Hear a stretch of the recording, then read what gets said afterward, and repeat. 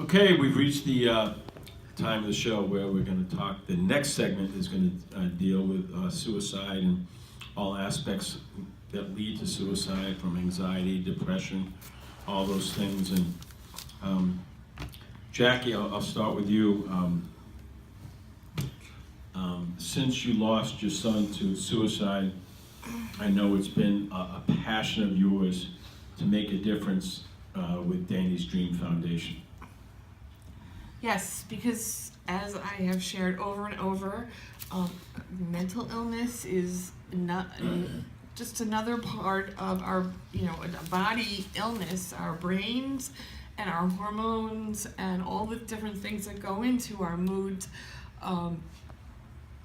create for my son, all of these things sort of, I'm having like brain fart because I'm a little, it's like one of those things, but they all go in together, and they're no different than, let's say, leukemia, where people have family histories of that and environmental things, but we don't really accept that in our culture, and really very few cultures. But it's just on the rise, and it's really important that we start to really take a look at it. With veterans, elderly people, middle-aged men, people with guns shooting themselves, and really the adolescents. More young people die from under the age of 13 from suicide than from from accidents. More people under, I think it's like 20, die from suicide than from every single other childhood or disease of youth. That includes cancer, put together with cystic fibrosis, any other disease put together still is a flash in the pan to suicide, death by suicide in our culture at present. And as I said, we have just gotten this NIH study that says that 20% of our youth coming up have diagnosable mental disorders, whether it's ADHD, depression. So this is going to really just boom in the future, and it's very scary. And I, want to be a spokesperson for that. Absolutely. And I met Stephen on the Long Island Railroad, and I'm glad I did, and I certainly want you to come back, and you're amazing.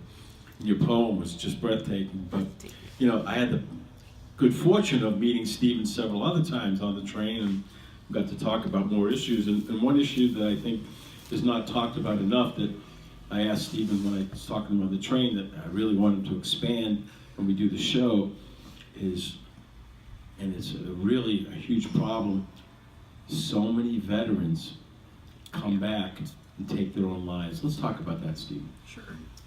So I had the very good pleasure to work as an intern at the Long Island State Veterans Home in Stony Brook. And one of the things that I was struck by was the difference between the World War II vets and the Korean War vets and the Vietnam vets. There was a stark difference as far as how they kind of handled themselves and how their struggles manifested later on in life. And as you know, the World War II was met with great social support. And Vietnam, however, had a lot of political fodder, particularly for the veterans that were coming home. You hear these stories about people who come home and they were spit on in the airports. And I know people personally who refused to wear their army uniforms, even though they were Vietnam vets.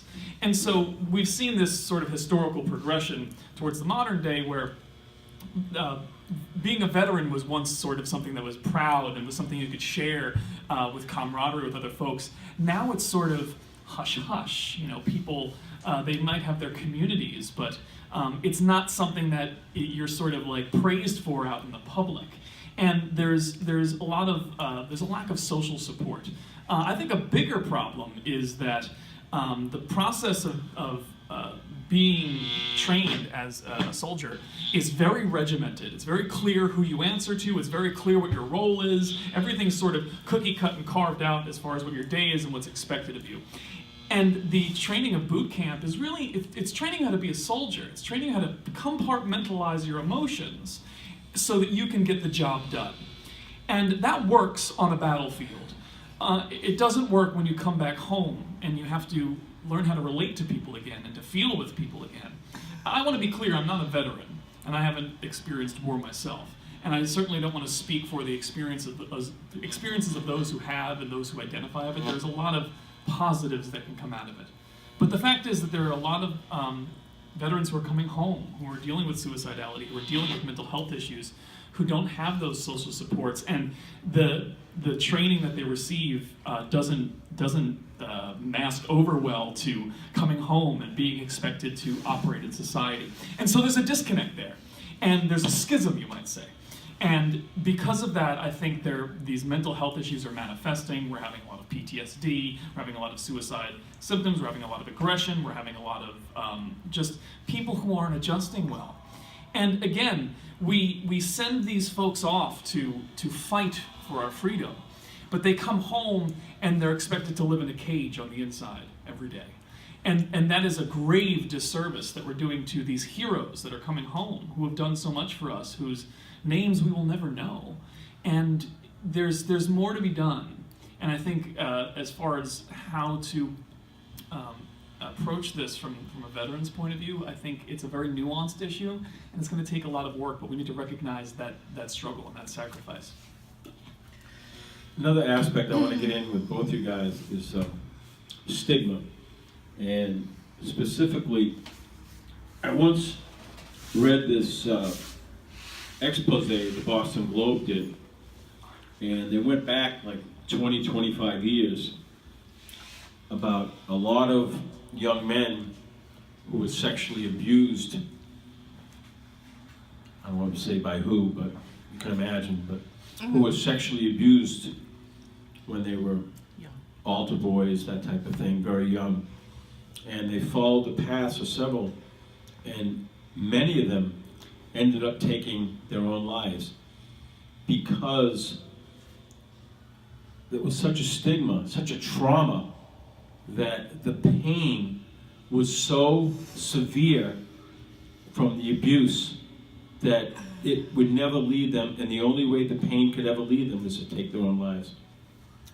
I think we discussed this before also, in terms of the power differentials, and once you're traumatized in such a desperate way, our amygdalas, actually, change, and the neurotransmitters in your brain actually fuse that, and that's what we call post-traumatic stress disorder, and it's located on a part of our brain. So it's actually a physical change that these these young men and women have experienced. It's almost like it's a handicap. And so you have these people with tremendous power. Your parents may not believe you. You may be too humiliated or ashamed to talk about it.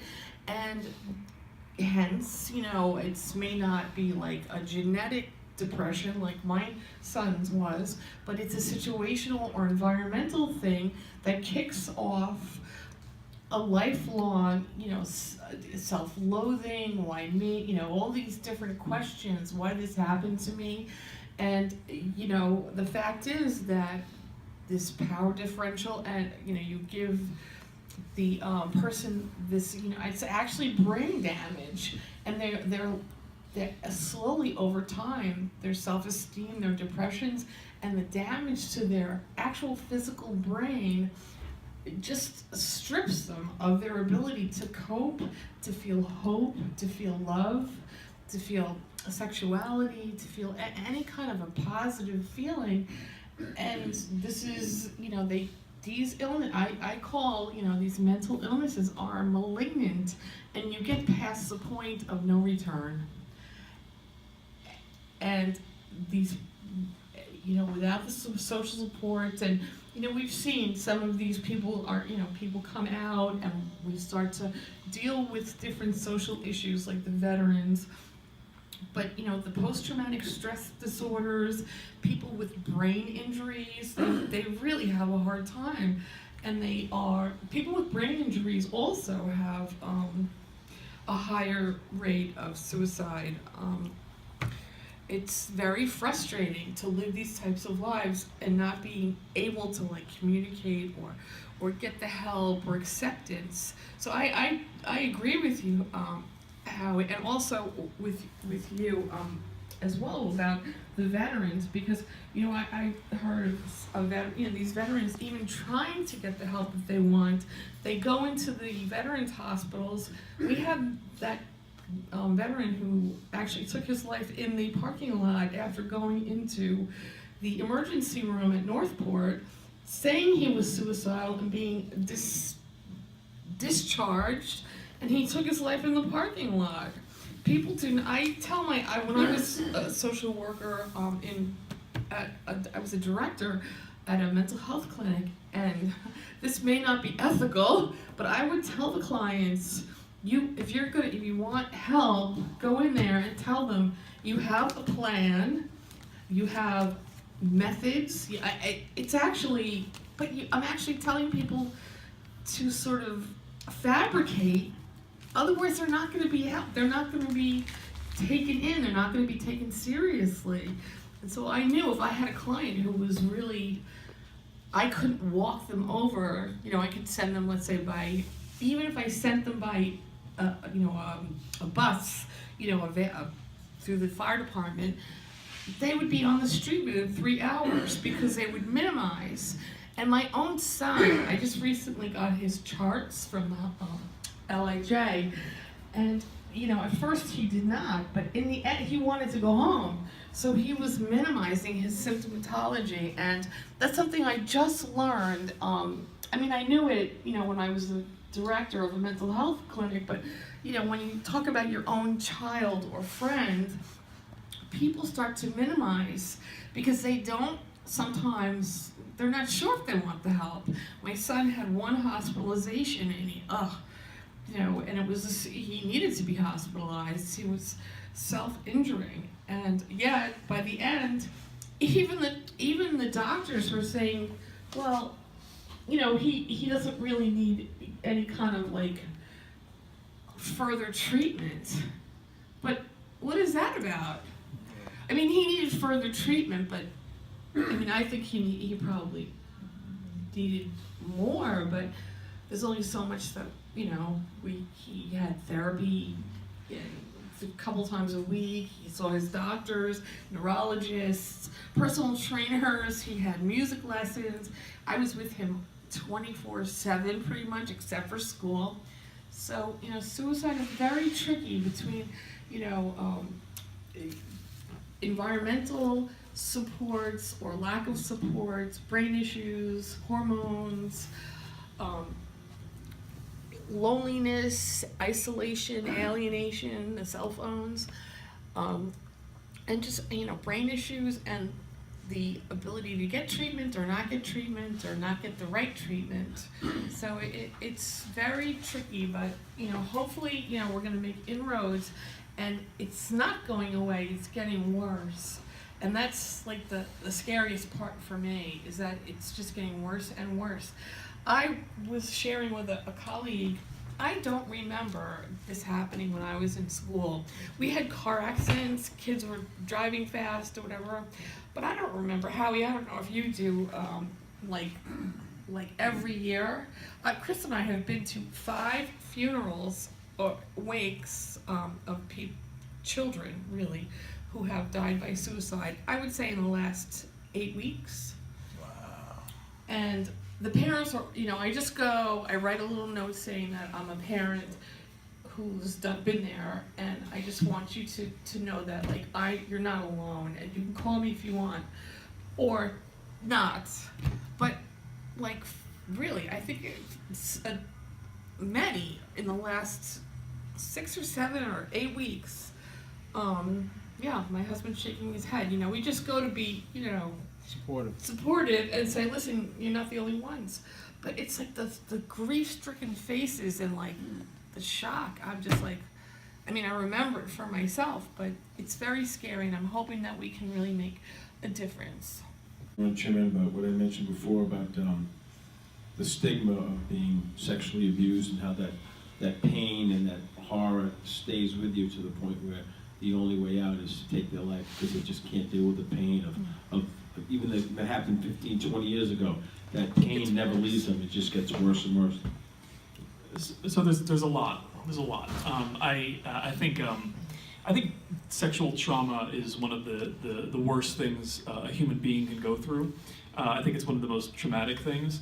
Often a result is that a person really loses their relationship with their own body, and their body doesn't feel like theirs anymore. And you're constantly in a state of disassociation, and that's really tragic and really overwhelming. And then often you get into drugs and you get into all these other things. But if you feel like you're trapped in something that was once yours and is no longer yours because it's been damaged or broken or stolen from you, and being forced to live inside of that and to feel the things with it, and to not understand where they're coming from because it's not yours anymore. I mean, who would want to live that way all the time?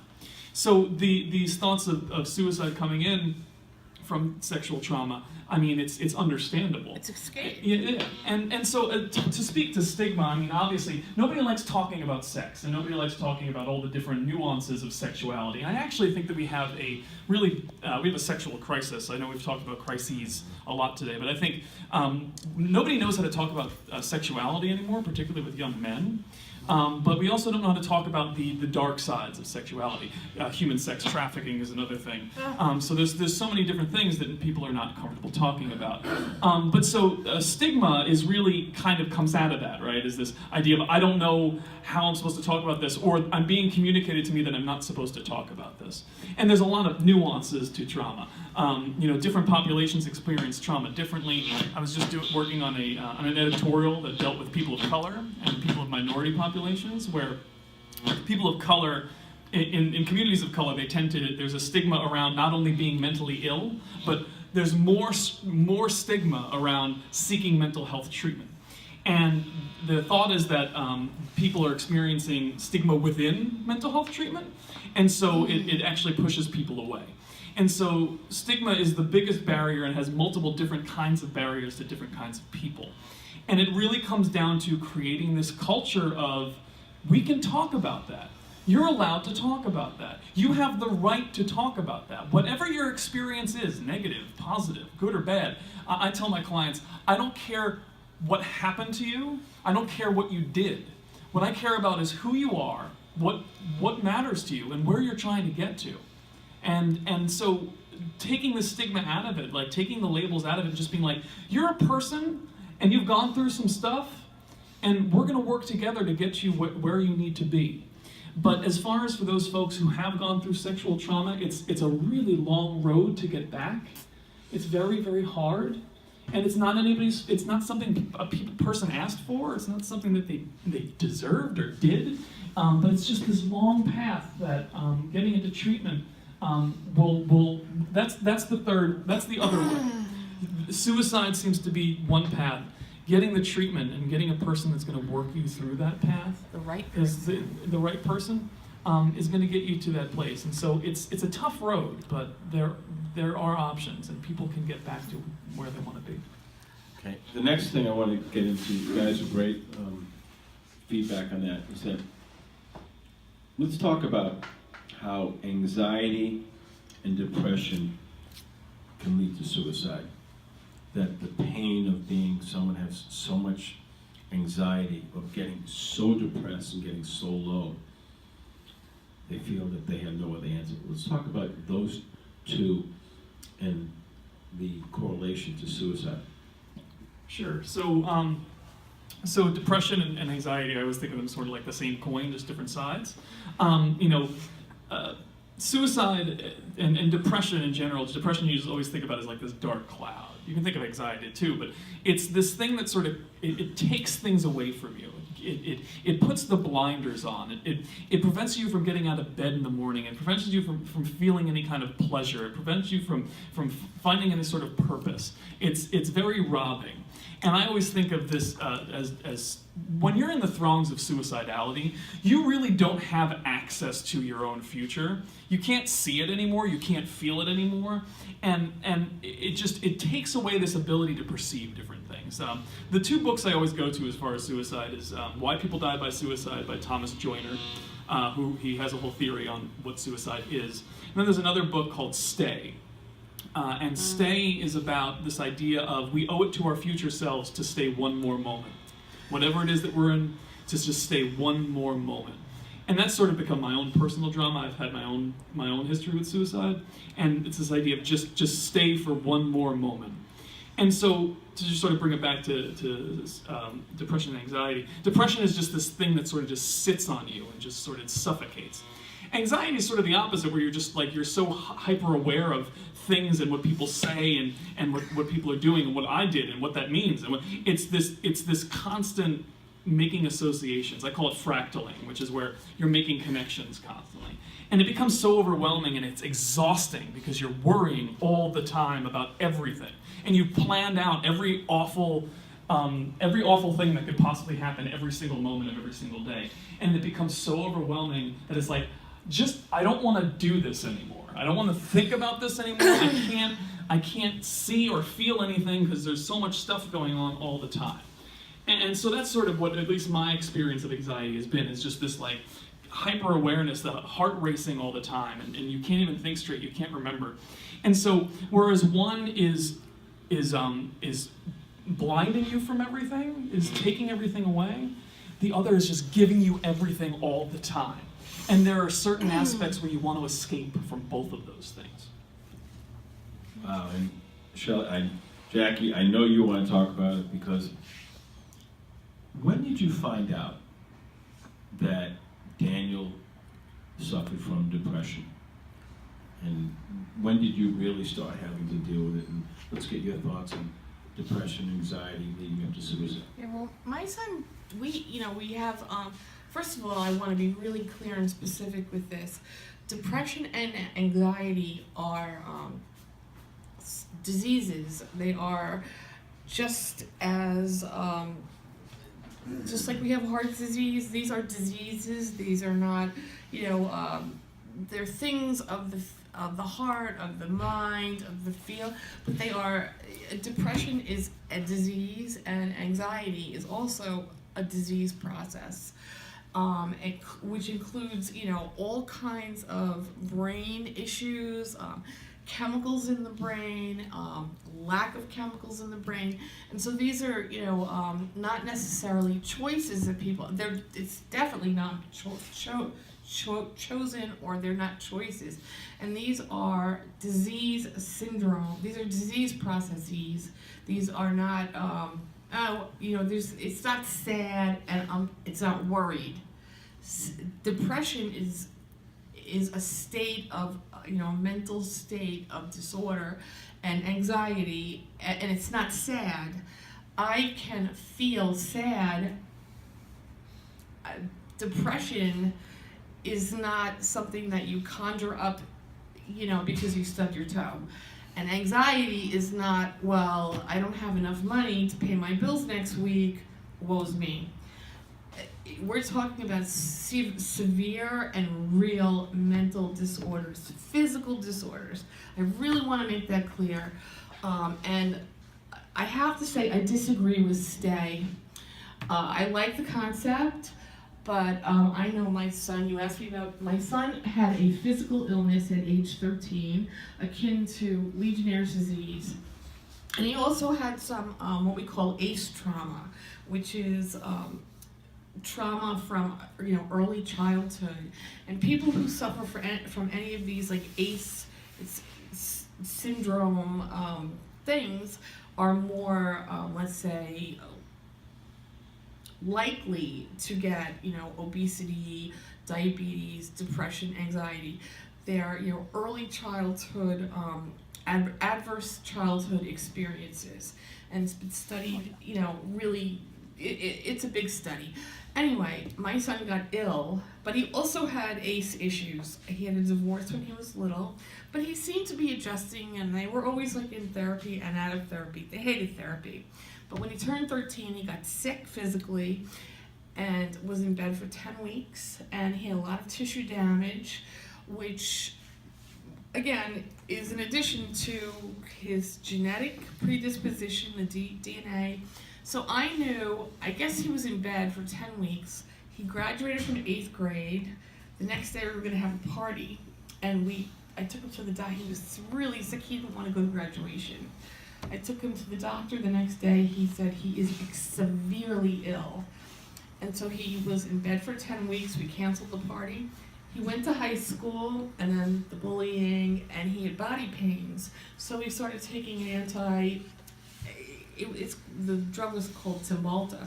So it had like a pain management component, but it also had a depression, management component. But I could see he went from being a kid like this, who was sensitive to begin with some ACE issues. And, by the time he got bullied, I guess he was probably 14. He was like starting to have a facial tic.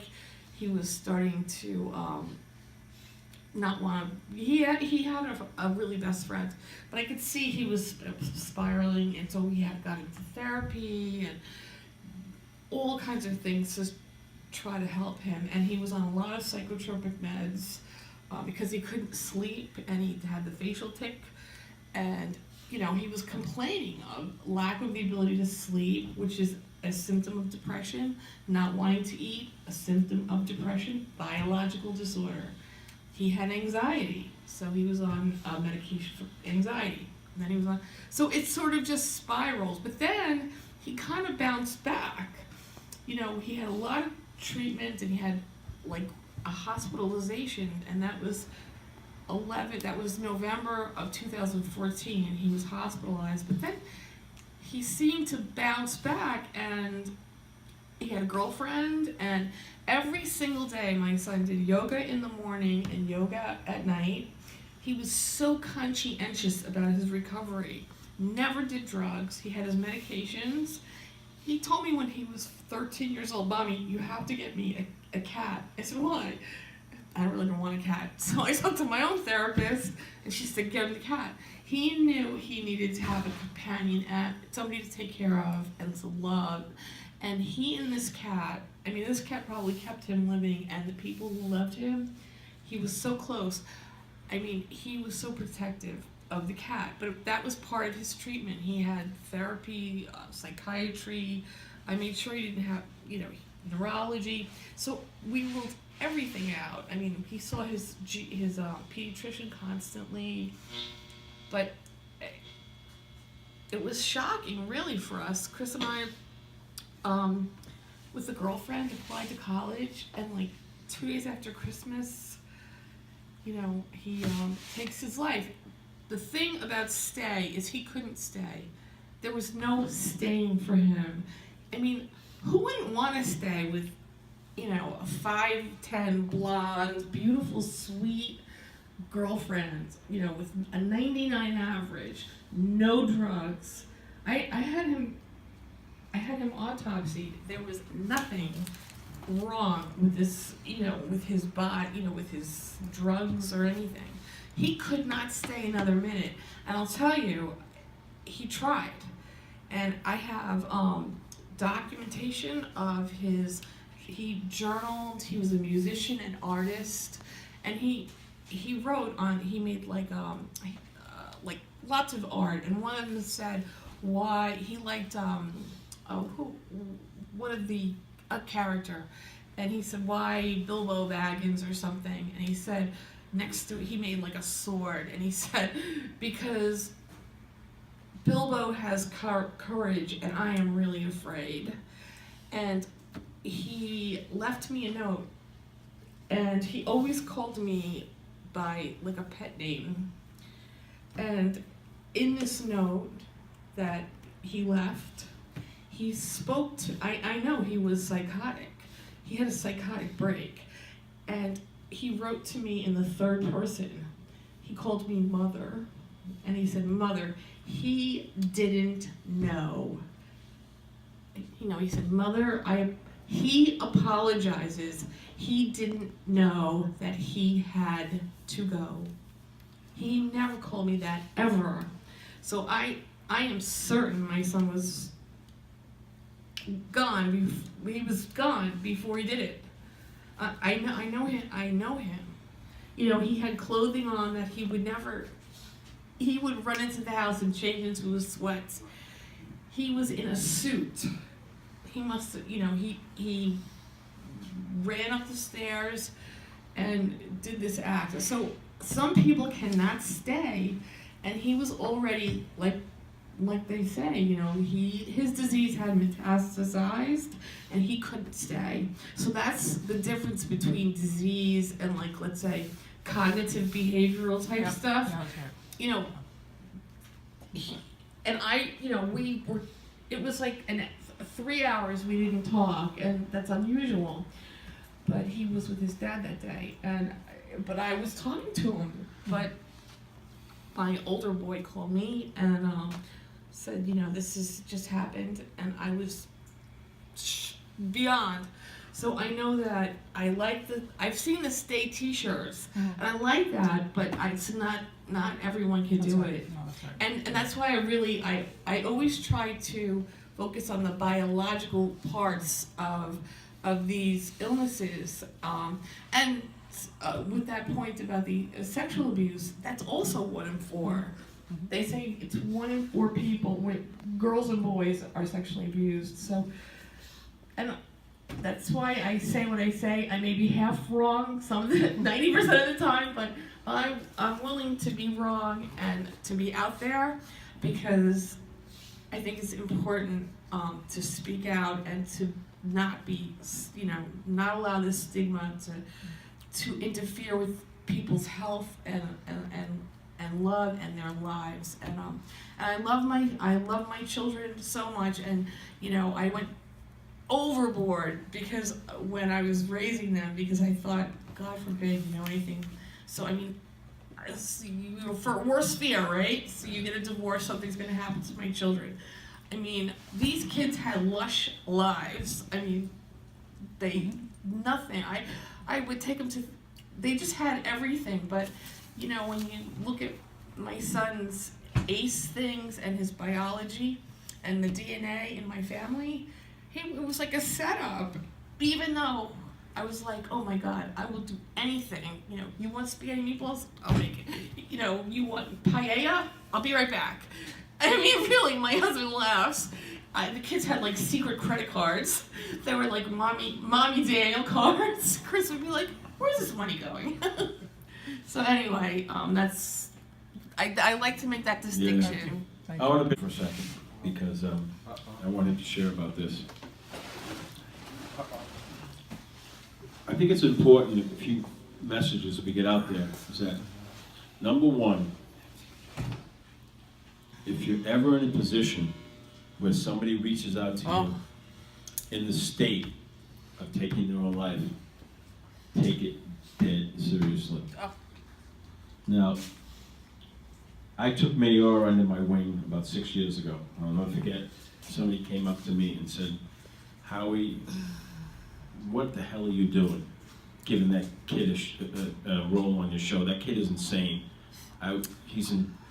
You got to be nuts. Yeah, insane, but in a good way. So, but I knew his history. I knew that he had a learning disability. I knew that he was bullied. And one day, it was after Hurricane Sandy, Mayor called me in the morning and told me he's going to take his own life. So Mayor, why don't you take it from there?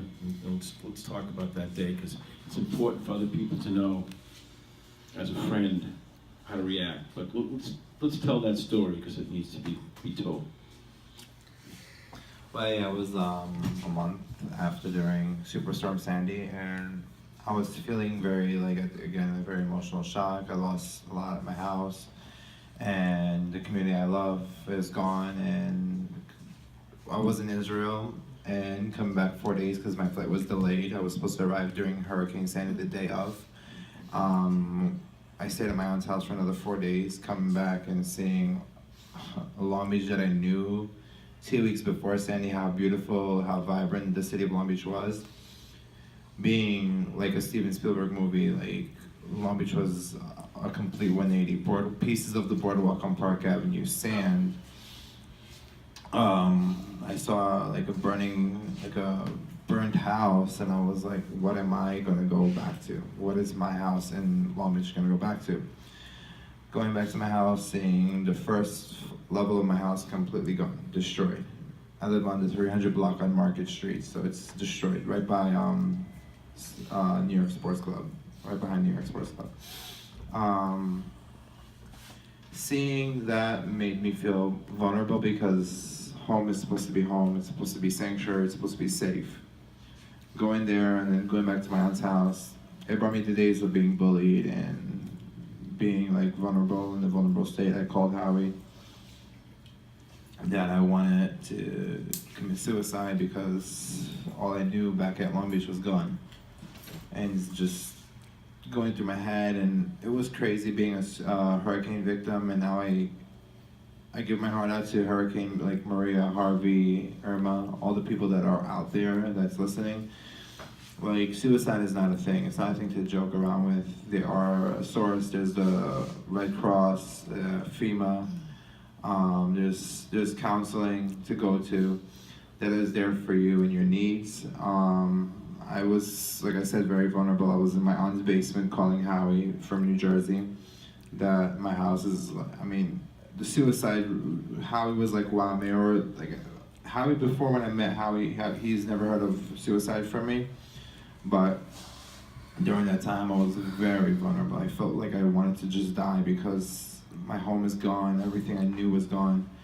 And just, it felt like foul. It felt like mold growing out of my heart and just like feeling eerie. I mean, seeing on Google Maps right now, I mean, I've seen it in Long Beach. It shows pictures of Long Beach during Sandy, and I think it brings back bad memories when there's times where I think Google should update their images because nobody wants to see that bad experience. They want to see a bigger, better, stronger Long Beach.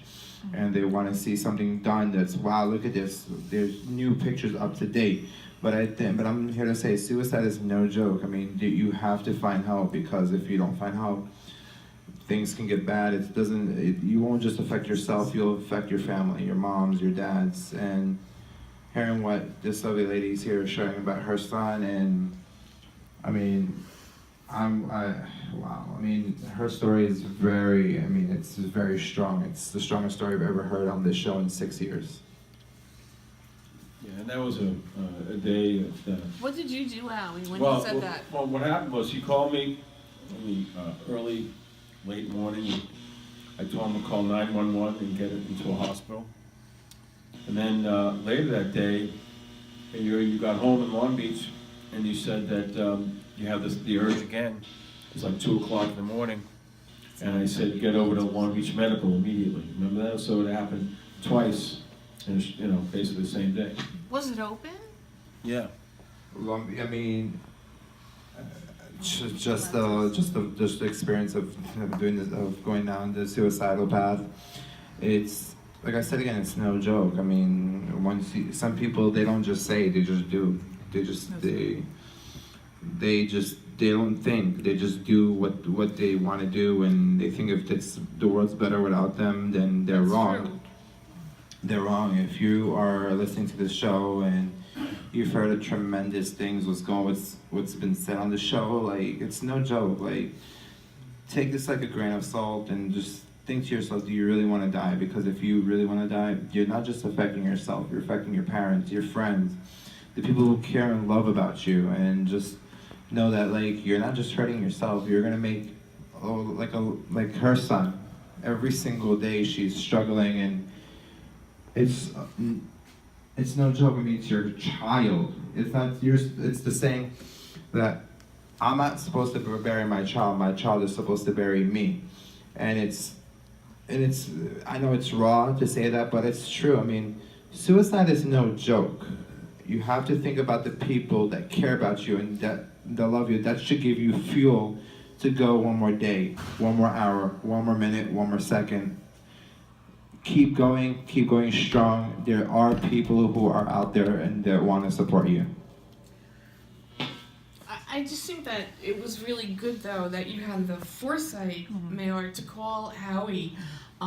You know, as I said, you know, my son, if he even used the word suicide or anything like that, or I found out, I mean, there's a lot of things that I know now that I actually didn't know, and he did journal a lot, but I didn't, you know, pry into like a lot, but he was in therapy and he seemed to be making progress. And he was, I'm sure, a lot of people think that they will actually like let their family off the hook. I mean, my ex-husband used to think to him, he'll say today, I was hoping that Daniel would live with me forever. Like I would do anything to keep him. And now, you know, he can't even go like buy his room because, you know, but my son Daniel wouldn't want to be dependent forever. And that's the suicidal mentality, is that you think you're actually doing a favor to the people in your family and your friends because you consider yourself a burden, and he didn't want to live like half a life.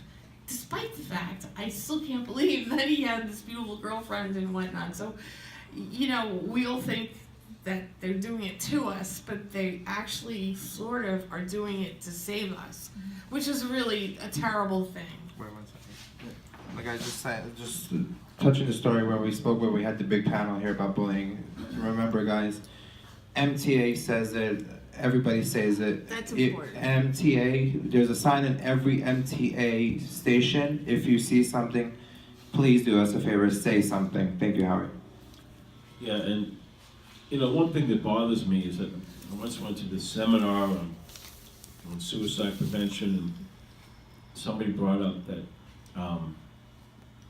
the fact that there's always people like to blame or whatever, you know, this and that, and it gets me so angry because I think from everything I've known and read, Steve and Jackie, is that when the person is at the depths of ending their life, the pain is so severe. Excruciating. So excruciating, so severe, that it's nobody's fault. They just can't take the pain any longer, and the only way to erase the pain is to end life. It's total blackness. That's true. I mean, again, in the periods that I've had where I've been abjectly suicidal, that's what it feels. That's what it feels like. It's just like I don't want this. I don't want to feel this anymore. And the only option you perceive is to end your own life. And again, I want to kind of reflect what Jackie was saying, is that, you know, a lot of these folks, they're in a position because of their brain chemistry, because of the disease that is at hand with them, that they're not at a point where they're thinking straightly. They're not thinking straight. They're not understanding the situation for what it is, and that's the nature of the disease. That's the nature of it, is that it's taking away your ability to perceive things for how they are, and that pain is part of it. It's all consuming. And so I think the best strategy when people are lucid, when folks who know that they have a suicide history, is to find those people and to identify them and to recruit them to be those folks that you reach out to even when you have the littlest inkling. And to let them know that this is a problem that I have, and I may seek you out in the future. And then, of course, folks being aware of what to do in those situations. You know, what you did, Howie, was wonderful, is you told them go to a hospital. You know, I'll tell you a story. I went to, I was giving a talk at Suffolk, and I just gave out my business cards and, you know, called it a day. And about 6 months later, I got a call at around 1 a.m. from this older student who and picked up the phone and was like, hello, and like, is this Stephen McCarty? And I said, yeah. And he was like, my name is so-and-so, you were in my class, and I'm thinking about ending my life. And I was like, oh, let's have a conversation. And we spoke for about an hour and a half or so, and they told me their story, and they told me what was going on, and I was held space with them for as long as I could, and I ended up having one of those rubber wristbands that had the number to the suicide hotline. So I gave them that number, and I Did you do a suicide assessment with him? Yeah. So at the time I hadn't been formally trained, but I did ask them. Like, sure do you thing. have a gun in the That's house? right. I asked them. I said, "Where are you right now? Is What's somebody around with you?" you? That's right. Yeah. So So you ask what Right. just so folks at home, in case they're in that situation. Yeah, that's really important. Ask them where are they? What do they have access to? Firearms, medications, knives, whatever. Ask them specifically what their plan is. And find out if they have one, because that's one of the most important. That lets you know that, they're not messing around. They've thought this out, and they've made sense of what their plan is. And so you want to get as much information from that person as possible. And if you have 2 phones with you, start calling 911 on the other phone, and find out where they are, find out where they're located, and have them see if you can send that information to the folks. And again, at the time, we feel sort of like, you might feel like, I don't want to have to deal with this right now, or this isn't my responsibility, or like, I don't know what to do, or like, you feel like the person's life is in your hands, and it's in their hands, but you're walking them through that, and you're trying to get them to what that process is, and just take time, just slow it down. If they do reach out to you, it is like their life is in your hands. In a way, they're calling you for an SOS. So my son was so suicidal, he didn't make the SOS. And that's the thing, like, people keep secrets, and that's when you know somebody's really ill. Yeah, I remember the story. I never forgot it. Football player, his name was Bob Trump. He was a tight end for the Cincinnati Bengals, and then he was a broadcaster. And they asked him, what was the toughest thing you ever dealt with? He said, that's easy. He was hosting a sports talk show in Cincinnati, and it was nearing the end of the program. The guy calls up and says, I've long admired you, Bob, but my life is miserable, and I want to end my life, and you're the last person I ever want to talk to. And that he stayed on. He told his engineer on the air. He said, do not go to a commercial break. Tell the next show host he's going to have to wait. I don't care how long it takes. I'm going to stay with this gentleman and talk him out of this. And he stayed with over an hour talking to this guy, and he saved his life. I'll never forget that. Yeah, I've had unfortunately 2 suicides in my practice, and the one actually, middle-aged guy I was actually pregnant at the time, and I was seeing him 3 times a week. He had some multiple psychiatric issues, but he happened to call my office, and my ex-husband, who was a psychologist, still is, answered the phone. With the understanding the patients or the clients knew that we both worked together and everything was confidential, if it was okay with them. So I wasn't around, and so Richard, my ex-husband, said to him, he called and he said, I want your wife, just like that. But my ex-husband is a skilled professional, and he said, that's okay, but she's not available, and the client's first name happened to be Rich too. So he said, Rich, what's going on? And he said, he said flat out, he said, I want to go and hang myself off my dock with a rope into the salty water. So Richard said, hey, Rich, how about you hold off on that and we call 911? Would that be okay with you? And thank God he said, yes, that would be okay with me. So he did have a second line, and he called 911 and he said, give me your address, give me your phone number, but I'm not going to get off with you, just give me a minute. So he called 911, and Richard stayed on the phone with him, and until he got the emergency people, and he was hospitalized, and he was hospitalized for a good long time.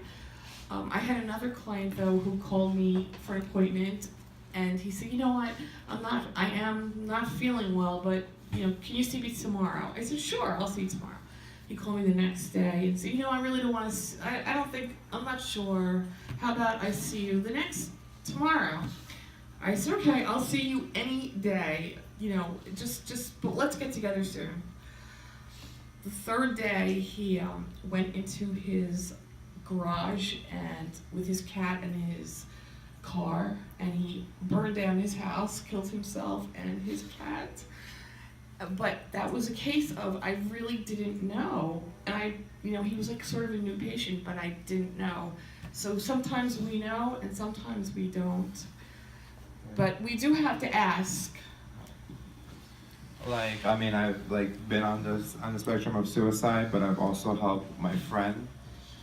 Like, she was like when I was at Nassau, and my friend from Nassau told me that like she wanted to die.